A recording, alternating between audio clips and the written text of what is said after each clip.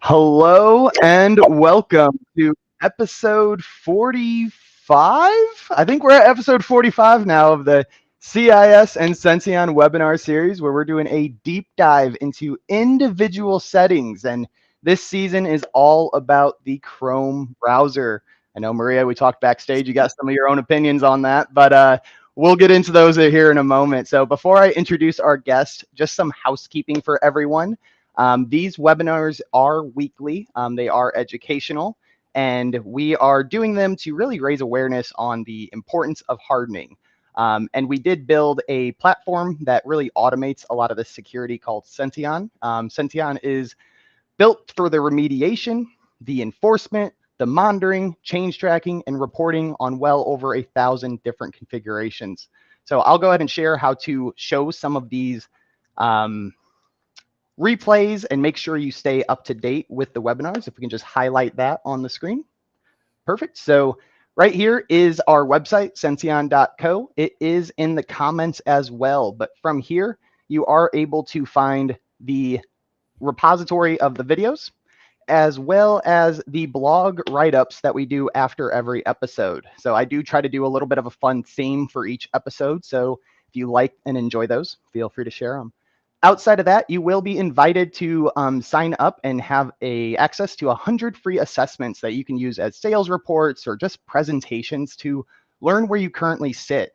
To gain access to those, you're just going to hit the login button right here, and that's going to take you to a sign-up page. But the cool thing here is we have a freemium version even. So with this, you are going to be able to see all of the settings that we talk about in this webinar, and you can see exactly how they fit across different regulatory requirements. So no more guessing with what settings need to be applied, what you need to do. The answer key is right here.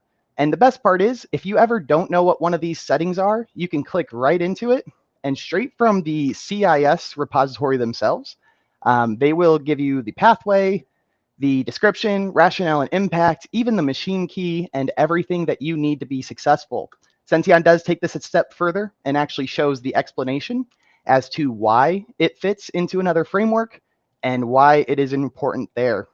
Outside of that, guys, we do also have a resource hub that is open to the public. You can learn about hardening, go in depth with these settings, and most important, we do have our future webinar schedule. So if you want to join in weekly, toss these on your calendar. I do keep this up to date, and look at this amazing guest list. I mean, and of course, speaking of guests, I mean, we can get to the real show now.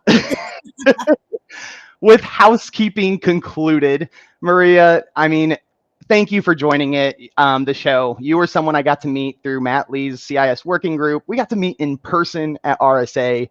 I mean, all around great person. Thank you for joining, and please introduce yourself a little bit. And we also got to hang out with CIS for like a full afternoon and have like brain wars in there. I felt like it was a little war room. So yeah, we met some like celebrities too. I feel like Tony Sager, I believe, and we were just like meeting all these people. I was like, wow, CIS is showing up. It was RSA was a cool experience, and being able to hang out in that capacity was also pretty cool.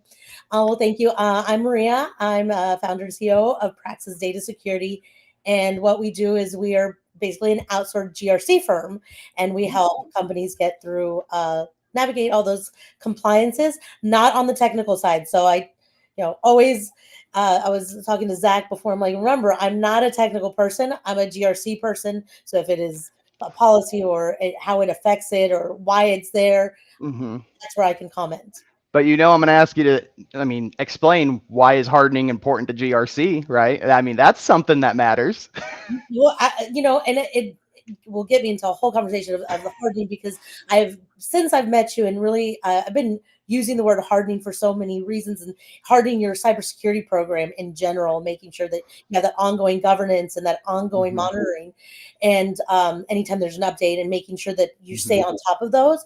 I've kind of translated into the GRC programs and the cybersecurity plan and programs for a company, just like your Senteon is doing, in the technical sense of it. I think that's one of the biggest value props for us. I mean, there's thousands of these policies and controls, and how is any MSP is our general focus, which I know you're aware of that. How is any MSP supposed to have a single employee dedicated to staying up to date on all of this? It's crazy and maddening, and it's hard without some of that.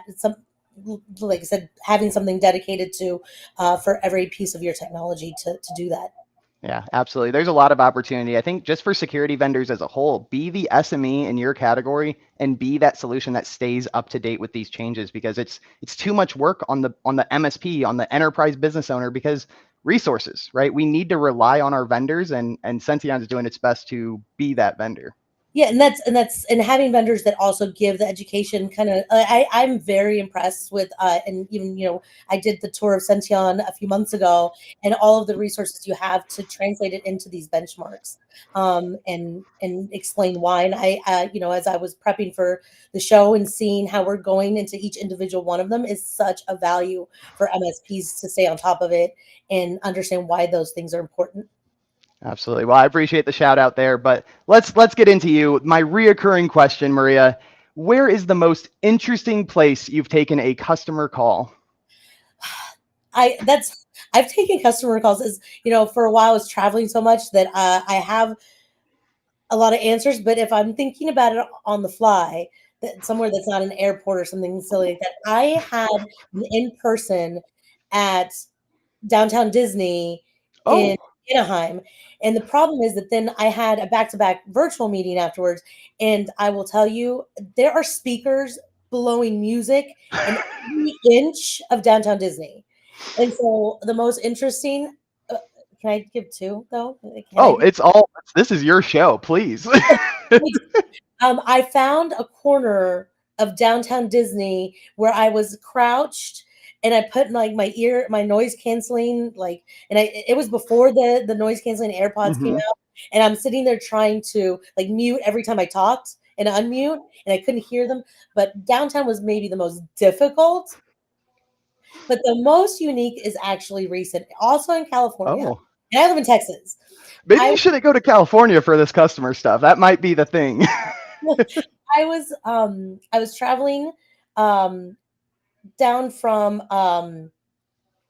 down south SoCal, and I was going up. It was right before RSA. Actually, I was headed. It wasn't for RSA, but I have a friend that lives up there, and I was going to PCH, and I hit a block that had no service, and I thought I was going to have service, and the PCH was closed. At a certain point, I had to turn back around. I was going to be late for this meeting. I went into this little town that's over by Paso Robles, and I found, and no restaurant had Wi-Fi.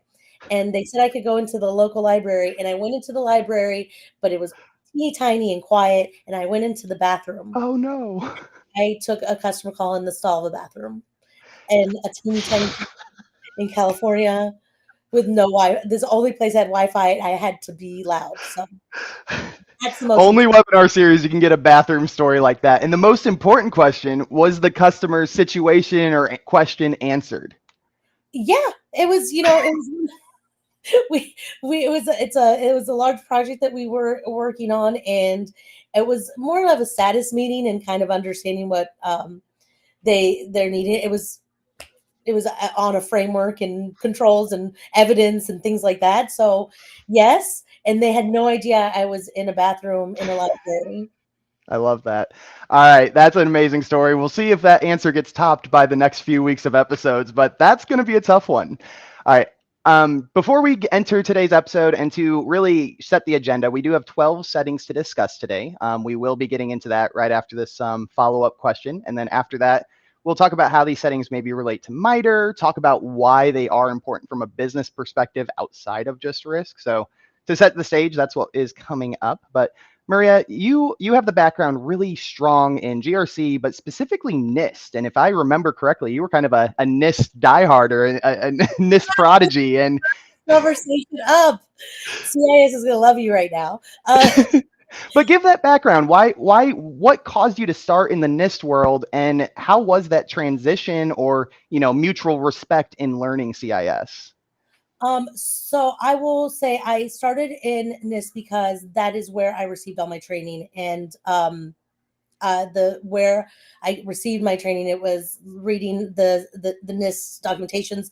The NIST 830 on how to conduct a risk assessment was one of my first documents I ever read, and then I mean, I could cite NIST, which NIST document goes to what, and things like that. And so I really I think it's always starts with where you start from. And to me, since that's where I was kind of born and raised is in the NIST Hmm. world. This, I could understand all those. I could take the NIST 853 high level and go, Hmm. oh, for this company, I could pick which ones I thought were relevant. And after I spoke to a company and, understood which ones were applicable to them and why, and build a security program that way.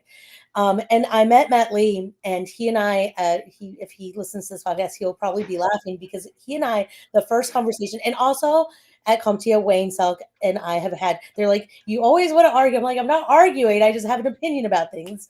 But I was like, well, I don't understand CIS because it's such, especially before implementation groups, but it's, they were at levels before IG. But I was like, this is just such few things. A fault for Maria. Thank you, Matt. But I did. I didn't understand why a company would go in that direction. And yeah, Hmm. I was more in the enterprise space. And Sure. even then, now I see such value for especially enterprise to go into those groups. And yes, I will give Matt a a good like a all these back and forths, and I was like, oh, you know what, you were right. And he's like, aha, I knew you. Um, and then I dove into, I spoke to CIS about this. I had a very large project for an enterprise company where it was all CIS, and Hmm. we were implementing IT3 and in a different business unit. So I really understood, especially for the users, especially for the small business. When I built Praxis, it was for small businesses. To be able to have these building blocks. Somebody that Yeah. has no security program bringing in a NIST and going, here are 258 controls that you should really implement. And granularity was just not feasible. And so for the good and also for the mission of securing Hmm. companies, the CIS is a wonderful tool to go, here are building blocks, and let's go from there.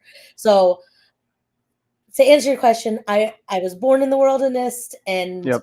lived in that world, and I and I especially after getting involved in talking to a lot of CIS um, people at CIS, understanding how they're not competing, they're on No. the mission, they're on the same mission of, oh, this is really, let's start with the building blocks for securing companies at the base level and then grow maturity. And it really helps show that growth and facilitates the growth in cybersecurity maturity for a company. And also, even on the GRC side, even though I have some beef with the fact that they don't have enough governance in there and documentation We needs, might be able to talk about that today. they don't have the documentation requirements in CIS. But even then, even if you're just doing your assessments, you can start documenting. I know people hate that word, documenting the maturity of a company, and it makes it easier. So Absolutely. And I'll give CIS a little bit more praise before we transition topics. We talked about hanging out with them at RSA, them having a booth and getting to meet the real leaders. I mean, Charity Otwell, she's director of critical security controls, has been on the show. Phyllis Lee is, I think, her boss, but talk to her. She's been an influence, right? So seem to be very community focused. Did you get that from NIST? And I'm not trying to bash anyone, but I don't know if NIST has that. they actually they don't have. First of all, NIST is a free government tool, Okay. so we start there. NIST does. I think that people don't know that because it's a government it's from the government, free for the people to use. That if you go to the NIST website, you can actually comment on any single one of the frameworks. Very There cool. is a revision schedule, and Mhm. I did go to DC, and I met some of the NIST contributors and writers, and they even when I spoke to them, I think they're just because it's NIST, it's harder to get identified. But if you go to the NIST website, you can see who the authors are. Like if you read Very the, cool. you have to go through all the documentation, all the publications, but you can see who the authors are, and you have more access to them than people think. And with the revision schedule, there is a whole for all of the frameworks, and that was not me. I'm gonna say it You're a liar. It was totally you. was not me. Um, and we had and you can and as the public can comment even if it's not in a revision year, and they do read comments. It's awesome. I mean, that's really cool to know. I don't know if everyone knows that. It's I don't feel it's as accessible and as community focused as CIS is, and that's I think the other props I give to CIS of being accessible. And really I haven't met anybody at CIS that isn't happy to answer a question or to have a conversation. If I haven't met anybody at CIS that isn't happy to do so. I love hearing that. All right, with that, let's start this transition. So, while we pull up this first slide, I do want to give another shout out to the CIS working group that we were a part of and where we met. So this is effectively a working group where we're working to identify the controls, what control feeds into another control. And ultimately, I believe one of the many end goals is to help vendors attest and prove where they fit into these controls to better service the enterprise, the MSP, on understanding their gaps. Because how are you going to improve if you don't know where your shortcomings are? So very awesome. And I'm going to give another note at the end of the webinar. Hopefully by next week I can share a QR code, but we are working to create a Discord server channel all about the CIS community, and the working group will be part of that. So very awesome. Let's kick into these slides. So we are talking about the CIS benchmarks to secure a Chrome browser. Before we show this first setting, Maria, let's first dive in. Why do we need to secure our browser, and why should it be Chrome or maybe something else? Unpopular opinion for some people, maybe. When you asked me to be on here, I'm like, but why Chrome? Like Chrome? Ouch. I'm like, there are other browsers out there that we can have a lot more security controls and configurations to. My experience, uh, Chrome isn't the first thing I would use at an enterprise or at a company. It To me, it doesn't, I don't feel like you can have the biggest grasp on security settings and configurations. I'm glad we're having this because there's some of these that are like, why wouldn't you implement this or configure it this way? But I think that it's not as like you can't logical some of these things, Mm-hmm. and how you configure them. And a lot of people maybe think that something's turned on or off, but you Yes. really have to go in and check them. And I just don't.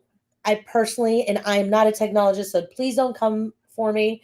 But in my experience, when I am working with a company in their IT, um, we have to go through these and go, why is this on or off? And they're like, oh, I thought that was on. So it's and they don't usually use Chrome. Like Yep. I see Chrome a lot of places because of those reasons. And why is it essential? Because your browser is a very big gateway into your environment, and every single user is using a browser. So I it's not. think it's funny you say that, like it's obvious, and to us and probably the audience it is obvious. But one aspect that we keep talking about in a reoccurring theme in this, we're on episode 3 of this season.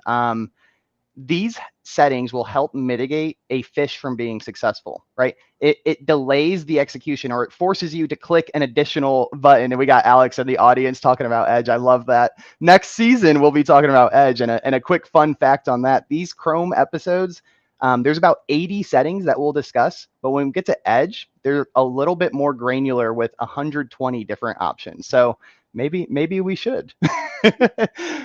there's pros and cons. Like there's a lot more options, and so there's a lot more work to configure maybe an edge because they have so many more Mm-hmm. settings, but it gives you the control of like, we'll get into some of these where like I know we're having origins one and insecure origins. Yep. Just turn that off. But I think you can get more granular, say, and put exceptions in the other one Yep. and the other browsers. So Absolutely. And you mentioned in your introduction of that, talking about needing to attest and explain why a setting is configured a certain way. I mean, by default, some of these are configured, some of them are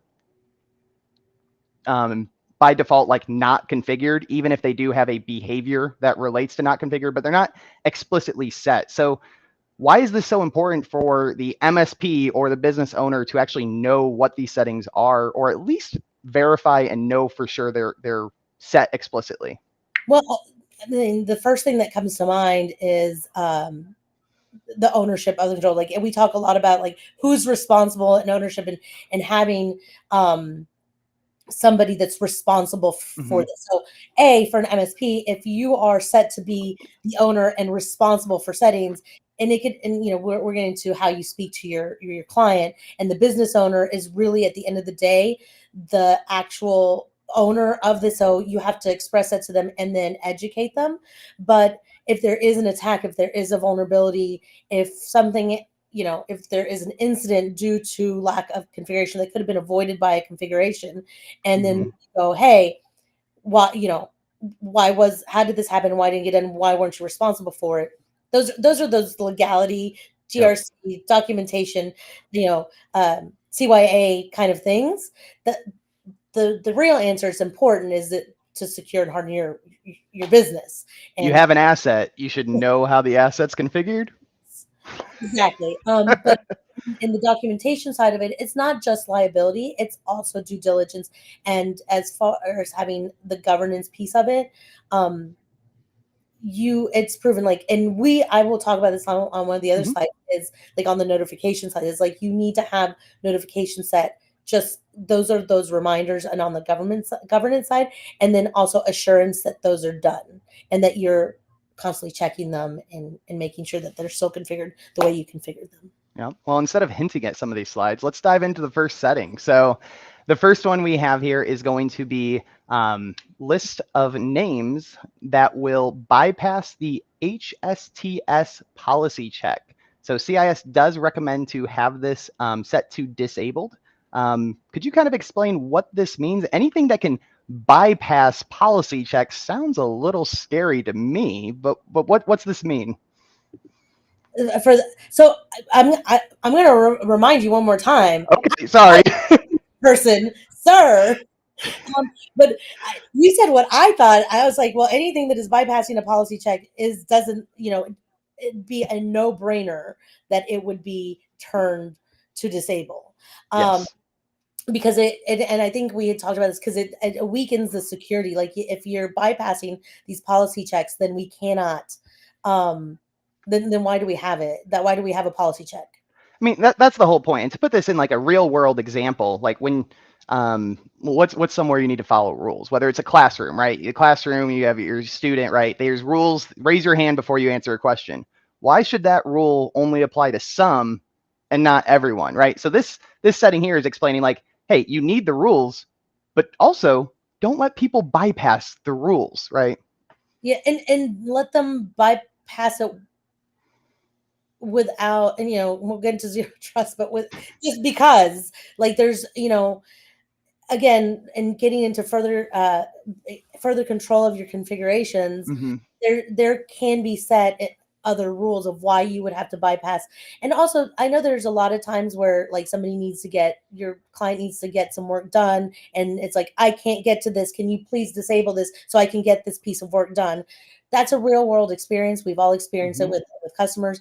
But again, going back to make sure it's returned and checked, because if not, then you're just allowing anything.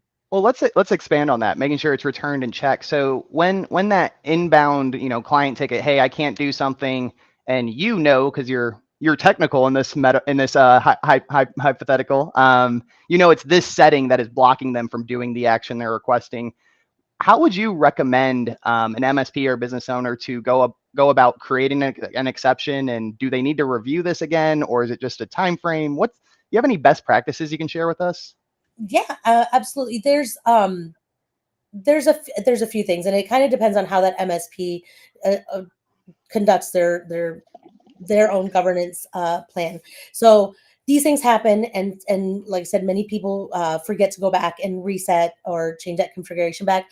I would say have a if there's a lot of this happening, then I would say have a internal policy to go and check this setting, or browser settings in general, Hmm. more than quarterly, Yes. to make sure that's happening, because you're running a business, you're working a business, like you said, resources, and or have a tool that sends you alerts or checks or does scans. Would Senteon do anything? Senteon would.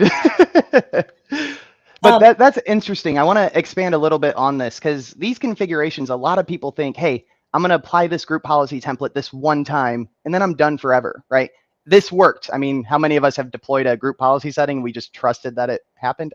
That's too technical for the audience, but you probably don't trust Microsoft completely. Anyway, so this concept is coming up in a lot of my compliance focused conversations, that auditors are now asking for, hey, show me the change history for this individual setting over the last year. How is that possible if they really don't look at the configurations? I have heard what's acceptable today is multiple point in time vulnerability scans, monthly, quarterly, whatever that is.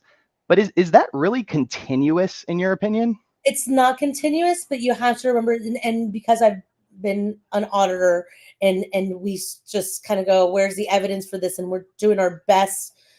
you know I'm going to put on my consulting hat for a little bit. No, we're doing our best. As an auditor, I'm like, no or yes, accepted, not accepted. But with my consultant hat on, it's we can make an argument that these vulnerability scans at this rate, these point in times show this, and I can argue that. But the reality is that's Yeah. Yep. that's And that's what we have right now. So I do, and as we as the timeline goes in technology, it stops becoming a good excuse because there's so much technology, and the price points for these technologies are coming down, and especially in our channel, in the MSP channel, yep. so many tools that are can be used for small businesses, that it's going to, just like everything evolves, threats evolve, but also technology evolves. This will stop, and requirements evolve. This will stop. I foresee it stop being good enough. Are you telling me an Excel workbook with just manual documentation may not be accepted one day? Is that possible? Maybe don't. I still work a lot. I have a lot of clients that still work a lot in Excel, so I'm not going to No go. comment. We'll move on. We'll crop that part out for the recording. No, that's perfect. Let's go to this next setting here. So we have origins or host name patterns, for which restrictions on insecure origins should not apply, is set to disabled. So again, this seems like something that's intentionally allowing you to break policy. Is that what this is saying? For yes, these a lot of these. I don't even know why it would be in there. Like, you can't just, unless you just want to have every single gate in your yard open for no reason whatsoever. And the fact that, I think part of the problem is that because it's so like, duh, we want to have, this should not be on, but you have the option to have it on. And if you just set and go and you didn't check this one in particular, this is why it's so important to make sure it's set to disabled. It is. I agree with that too. And I love your example. The fences being open, right? Maybe that is really convenient when, you live in a super safe neighborhood, there's never been a crime, and you always enter your house through the back door for whatever reason, right? So you want the side gates open. In that scenario, like, yeah, probably not a risk, but is it really worth accepting? Yeah, it's, and you can also make an argument of, oh, I have a compensating control for that, that even if this is open, I have, Hmm. XYZ on my endpoint that captures it before it does anything. Great, but then we're talking about layered defense and why layered defense is important. And so finally, my back gate open, but the door to my house is locked. So if they get in my yard, they'll just be in my yard. Do you still want them that close to your front door? Yep. I agree with that. And you said a critical word, so I'm not going to let that go on by, but compensating control. Again, educational webinar series. Can you better explain what this means and when a compensating control might be needed? Yeah, absolutely. My brain goes into files of all of these examples, and one that would serve, on the spot serve this purpose. A compensating control is if, and I'm going to try to use one that's different from this, is if you don't, you put me on the spot there, Zach. Our live webinars, right? Take a breath. I'm happy to answer it for you. Just let me know. I have so many examples, and I'm trying to like gather one that is like concise enough to say, because when we're talking about I don't have IDS or detection. Sure. I do have IPS, and my IPS has this many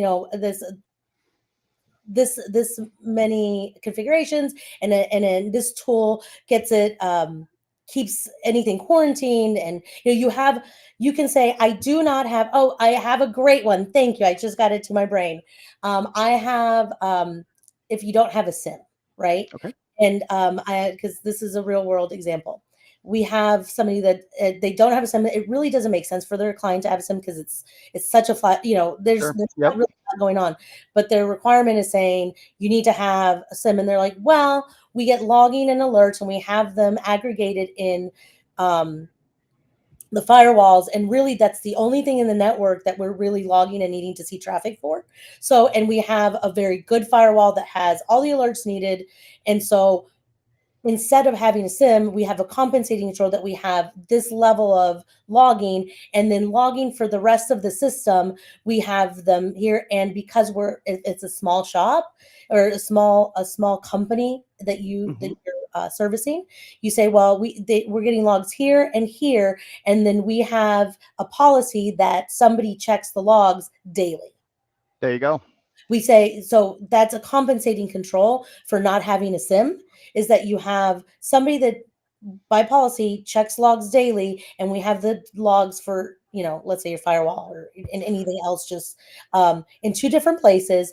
And we have that documented that we're receiving logs, and they're aggregated and they're being checked. And that's as good as this company doesn't need anything else than that. A SIM would be overkill for them.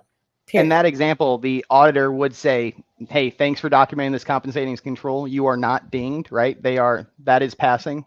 Yes. As long as you have the policy that's written that says somebody's checking it, you maybe have some kind of evidence that person's checking it, that it's getting done, and that you have screenshots of the logs and shots of where the logs are and what you're looking at. More data, the better to prove it. So absolutely perfect. We got there. We did it. All right, let's do this next setting here.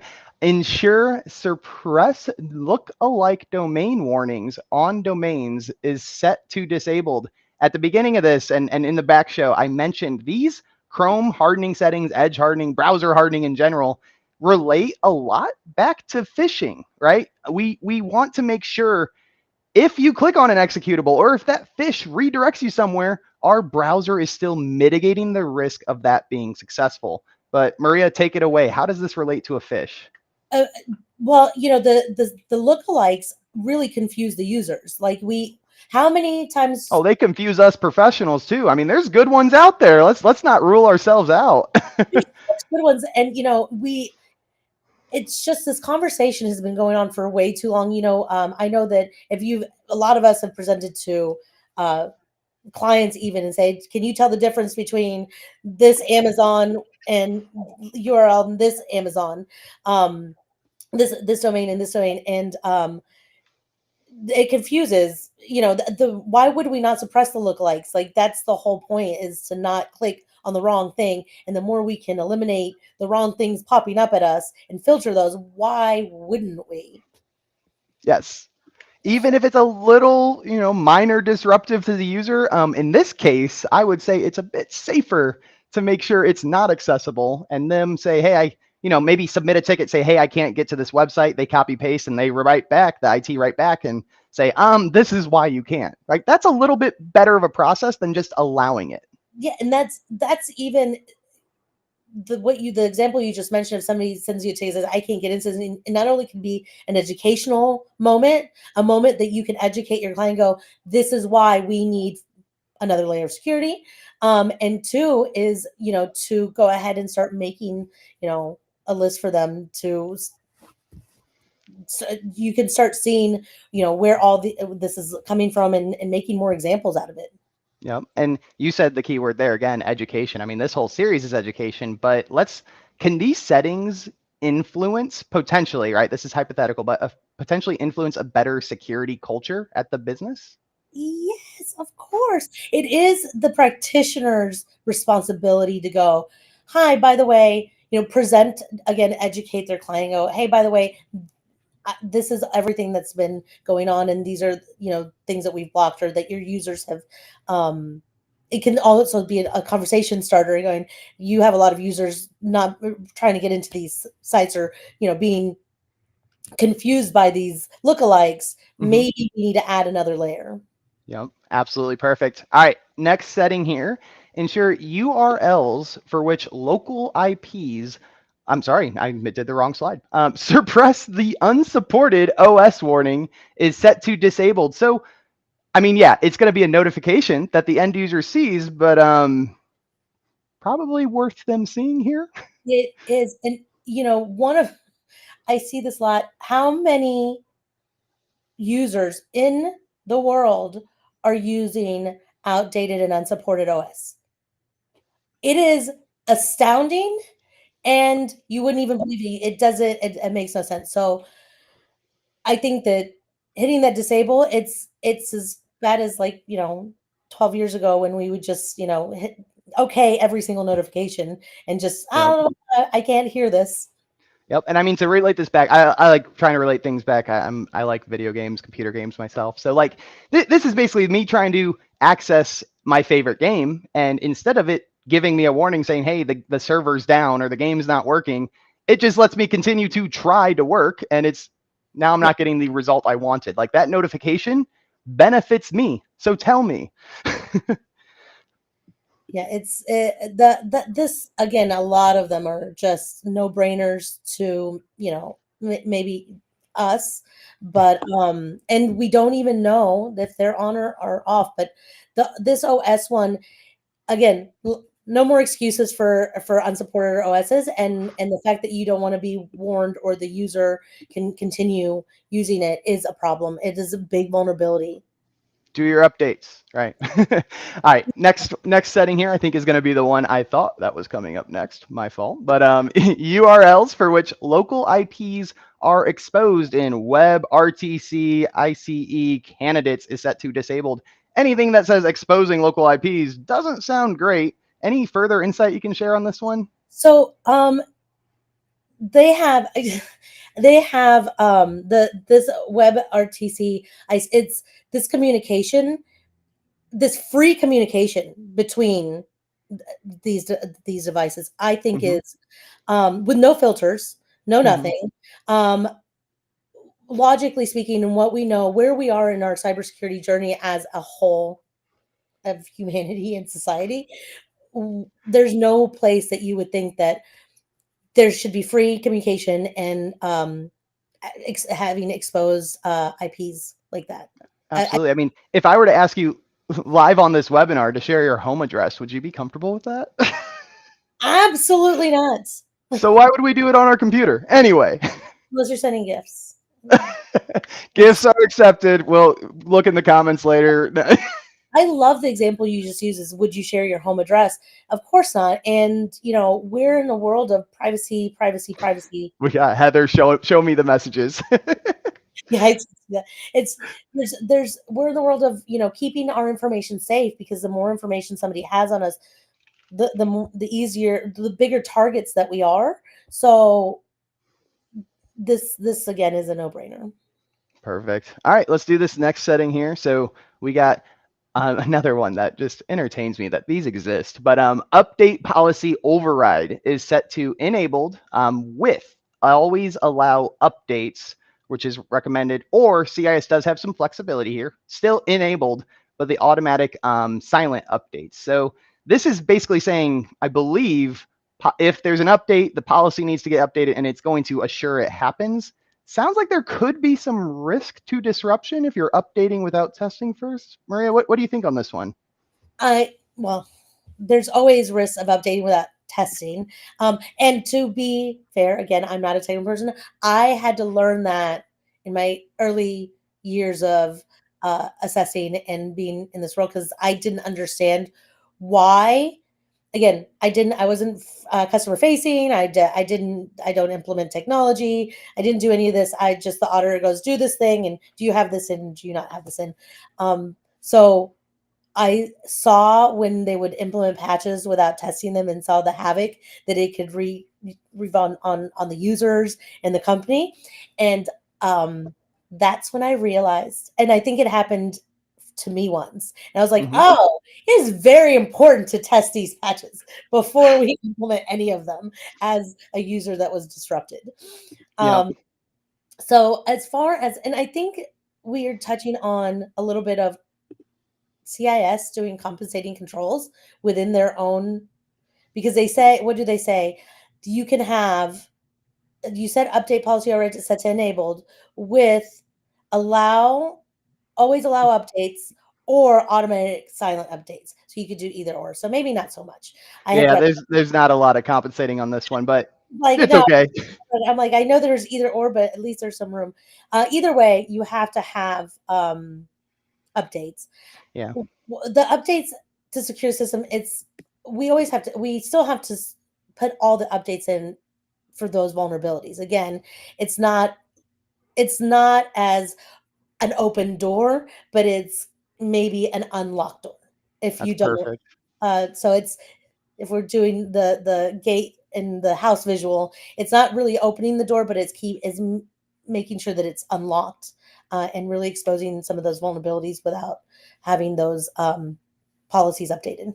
That's perfect. And you said one thing that I think the whole audience needs to hear again and have a little further explanation. And I'm going to reference the slide on this one. I know the slide's a little small, but in the bottom right, you do see something called level. Level 1, level 2. There's some settings that have next generation and so forth. They get more and more disruptive. So when you see level 1s here, CIS has already gone through, did the testing, made the recommendation, and from their best judgment, this level 1 setting should be a high priority, something every business should have, and is unlikely to experience disruption. So I think this update is specifically referring to like the policies themselves. So this likely is going to be safe, right? That's why it's a level 1. This isn't referring to like the overall browser update or the OS update. This is specifically referring to a single aspect of policy override. So anyway, I want to shout out the levels there. And in the bottom left, I know we can't see it. I'll redesign the slides for next week, but we do have the CIS control mapping when applicable, and I'll fix the slides for next week so we can see that. But anything else you want to expand on that, Maria? Should we head to the next one? I think that I know I don't want to expand. I did, as I went to go look at the slides again, and having those automated updates again, getting those automatic updates are also take out some of the MSP resource issue as well. Yep. Awesome. Let's go to this next one, which is also going to be about updates. So I want to emphasize here as well, whether you're watching our workstation or server hardening series or browser series, there are so many settings that relate to one another. Doing one of them's cool, but like you're missing the whole point of configuring all of the settings. So this setting here, again, is talking about updates. So auto update check period override is set to any value except 0. So this, I mean, Maria, you can talk about this, but it's talking about the frequency of checking, but please. Yeah, I was gonna say the frequency. If you have it set to 0, that means we're not checking anything at any time ever. Yes. One is better than 0 in this case. Um, Yes. well, this is I'll go ahead and kind of tie this also to the governance piece. This is a huge piece in governance on checking set the update frequency, is making sure that it's getting done. And I, again, not a technology person. What is your recommendation for the frequency? I rely on CIS. So if they say any value except for 0, hey, personally, I'm not going to worry about it. But I mean, this should, I would say, at least 30, but who knows, right? But yes. I mean, and it's an auto update check. It's not actually updating anything. So lower the better in this case, but each business owner, you have your own level of tolerance. So very good here. Let's head over to this next setting. We have about 4 more. So we're making perfect time with 15 minutes left in the episode. So control use of insecure content exceptions is set to enabled. Do not allow any site to load mixed content. So to me, this is sounding like it's making sure we actually control the content, which sounds like a good thing. But Maria, please. It is. And so, what can, if we're not checking what content, what can be coming in? This is kind of a trick question, but what kind of content would be very malicious that you may be letting in if you are like, that's a question, Zach. What do you think? I mean, let's talk about it from your example earlier. You were in a library. I mean, what if we didn't check what books went into the children's section or check what books are in the nonfiction versus fiction, right? We don't want to mix good and bad or wrong category with wrong category. This is enforcing to make sure we never mix things around is really how I would present this setting. Yep. Yeah. And again, insecure content, yeah, you have it here. Insecure content can compromise secure sites Yes. because of the content that could be coming into it. It's just, I mean, it sounds like we're saying the same thing over and over again because it is self-explanatory. Like, I liked your library example. You inspired it right at the start. I was like, there's going to be a setting in here. I'll go full circle. But that's spot on, right? A lot of this stuff can happen out. I could be on a secure site, but there could be another thing running in the background or something trying to take over the browser, and whatever happens, happens, right? That's why we need to make sure these settings are in place. Absolutely. Perfect. And making sure that content is secure content, period. Yep. All right, I like we got avocados on a pizza. that does not sound great. I love both of those things separately. All right, next setting here, one of my favorites because it has the ever famous Bluetooth. So control use of the web Bluetooth API. So CIS is recommending to enable, which means you are controlling it. And then they're saying do not allow any site to request access to this. So why don't we want random sites to have our Bluetooth API? Do you want them to also have your cameras? And like, why would we want them to have our APIs? I actually don't have an example offhand. That just doesn't sound good.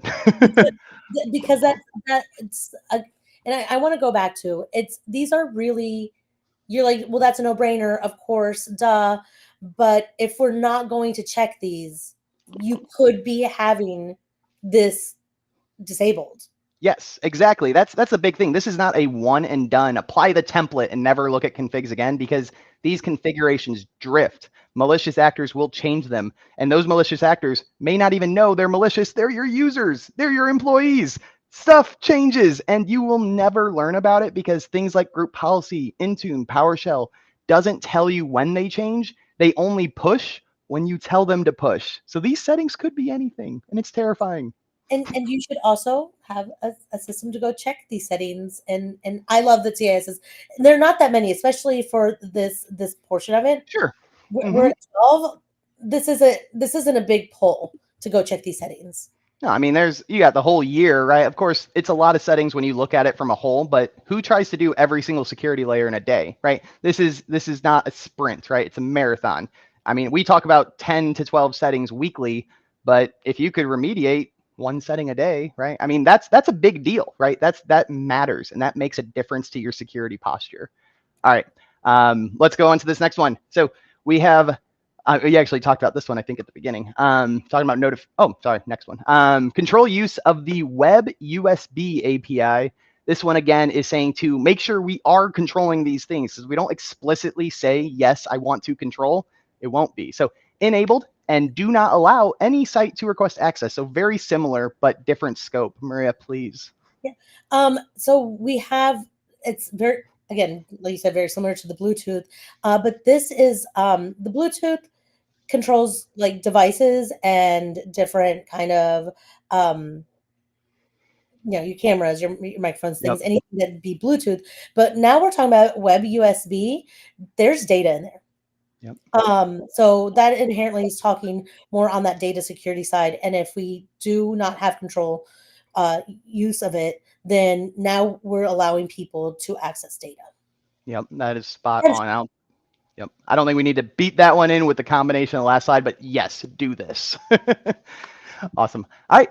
Setting number 11 of 12. We are almost there with a whole 10 minutes, making great time. So this one you did hint at earlier. This is saying the default notification setting is set to enabled, which does not allow any site to show desktop notifications. Don't I want my websites to notify me of things? Yes. So yes and no. I know that you have here, desktop notifications are distracting and invasive. And also, but every website doesn't need to give you a Yes. notification. It just they have, if you have everything else in place where you're blocking and you're filtering and you have the web browser set to certain things, I mean, you should be blocking any insecure content, or so I don't know why a website would have to give you so many notifications. And I think that in notifications, there's also a potential of having. There is. Absolutely. I mean, we're not talking, I mean, this was going back to like our OS hardening days, but in the taskbar, right? Those little notifications and stuff, you can embed malicious content in there. But these website ones as well, you said, I don't know why a website needs to notify you. I mean, I don't either for the masses, but a lot of websites, when I go to it, it's like, hey, do you want to allow push notifications, whether it's my CRM or I think even YouTube asked me. Like, there's a million and one websites out there, even if it's not the majority that will ask. And, it'd be better to have the default just automatically no, unless you explicitly opt in, which I think is what this setting is saying. Yeah, and you, this isn't saying you can't opt in. It's just saying it's not just going to start allowing notifications. Yep. Perfect. All right. We got the last setting today. So allow local file access to file / URLs on these sites in the PDF viewer is set to disabled. Local anything scares me. So why would we want to disable this setting as well? I need to open my PDF. You do need to open your PDF, but you don't need to give access to it. And what's the difference? Can you dive a little technical, or maybe too much? I know you gave me the warning. Exactly. I'm so sorry. No, but for me, again, as Jersey, not technical. It's again data. Data is everything, and just like giving access to anything with data, you're giving access to your. They would give access to maybe anything they have PDF in your PDF file. So you can give access, and this you can correct me if I'm wrong. No, you're right. You can open the file, but then it's open and kind of only not have access to the file on my computer for all PDFs. It's kind of like when a social media application says, "Can I have access to all of your contacts?" No, you can't. No, no, you can't. But anyway, it's kind of data, and the data, and it could be intellectual property data that they have in PDF files, and now you've given full access to those. You're absolutely right, and I think there's a larger conversation to be had, in a whole separate topic about AI and how AI is scraping everything. Well, it can't scrape the PDFs until you upload it to the AIs, right? So it's just dangerous, right? So that's a whole separate topic. But at least for this, let's make sure this is disabled. And it just again, and like you said, just giving that unauthorized access. And I was looking at why about it. It's giving that unauthorized access to anybody to those PDFs. Yep, That's not just spot on. All right, that is all the settings for today. So I do have a general slide coming up. A big thing that we do over at Senteon here is we do map these configurations to the MITRE ATT&CK framework. So CIS does provide these mappings, and we take it to the granular configuration level. So not a lot, all of the settings we talked about today in somewhat form or another do relate to one of the MITRE attack techniques on the slide here. So Maria, you did a great job today kind of explaining the risk and the malicious possible intent, whether it's from a user or malicious actor or everyone else. But is there anything further you want to share on like what type of risk is mitigated by having these settings hardened? Or if you want to talk towards anything on the slide, whatever comes to mind here. Well, I think I'm more comfortable talking. Obviously, the MITRE attack techniques, using the benchmarks is a great combination because it gives you, as CIS gives you the controls and the benchmarks to implement. The MITRE attacks gives you the techniques and it also explains what is, again, man in the middle attacks, server side request forgery, and so putting those two together is a really good way to cover your bases. But if we're talking about risk and implementing those, I live in the world of GRC where we're constantly quantifying and qualifying the risk for a company. And it's not just for the technical side, it's the administrative side, all those sides. And I think that this encompasses all of it because you think of Bluetooth, I'll go back to that, physical security. It also has the physical security because, we have the cameras and they're on the network and things like that. So I think that lowering the risk overall of all of these touching even your administrative, because we've talked about documentation. We've talked we didn't say policies and procedures in general. I did talk about it kind of in a compensating control way, but having all of those all together lowers your risk so significantly. And it's when I say it's not a hard pull, disable, and then in 6 months check these 12 settings, that lowers your risk.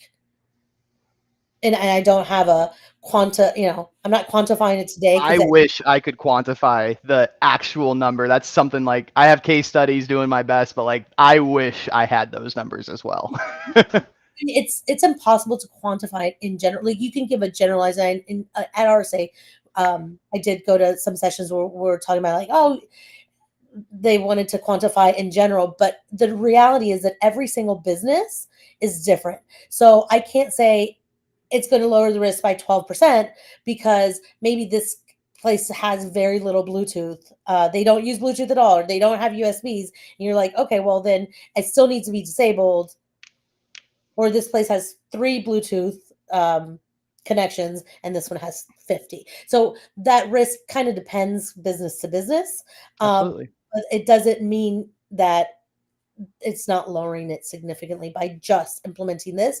And also, again, looking at the MITRE attack techniques and seeing what we're fighting against a lot of the times. Yep. I mean, this puts a better picture in your head as to what we're actually mitigating, and it puts a picture in your head for your clients if you need to educate on them a little bit. Again, these slides are available in the resource hub. Just check that out in the comments. So that is all available. Rebrand it, whatever you need to do. Right. Anyway, one more slide here.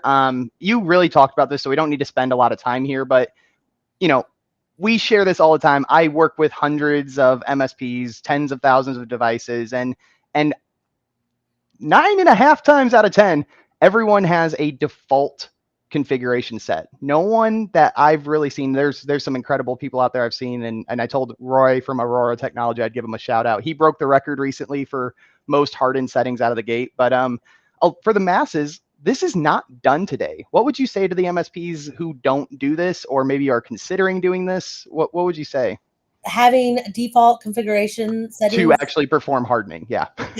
I think that you're doing a disservice if you're not have some default configurations setting for hardening. And even I like this. I do a lot of compliance. If you're checking somewhere, yes, we do. We harden our stuff, but you don't really have you have your browser and you check the marks. That might even be dangerous Yep. thing that you're doing by saying that you do are hardening these. And as far as can I touch a little bit on the user impact um, Please. for it? Time is yours. For the user impact, I know there's a lot of people are like or MSPs that say, well, my user doesn't want to be impacted. The business gets upset if we cause any lag or any problems.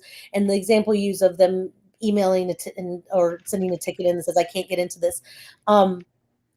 I say that the more you get efficient, the more you harden, the less anybody is going to um, have to have a user impact. Like you'll get into a groove of hardening, and it Yes. might be hard at the beginning, but once you get into the groove with your customer, not only will you be hardening and securing and doing due diligence, but the user impact will be like there's a scale of how much less the user impact will be once you get going.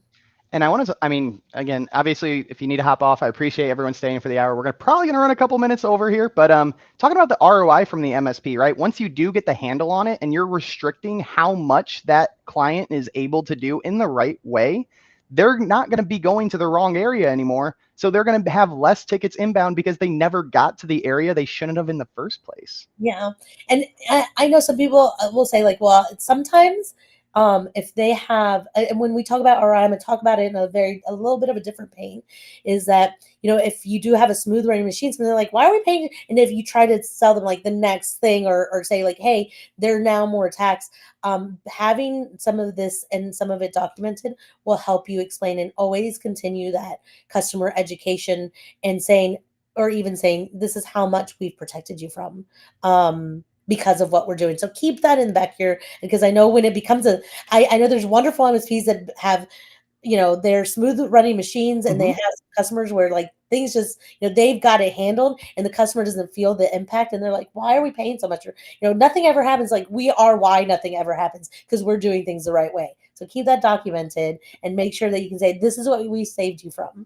That's absolutely perfect. So, wrapping up here, I'm going to give you one more chance at closing thoughts. You did mention we didn't talk a lot about policies and procedures, but I mean, is there anything you want to leave the audience here today before I wrap up the show?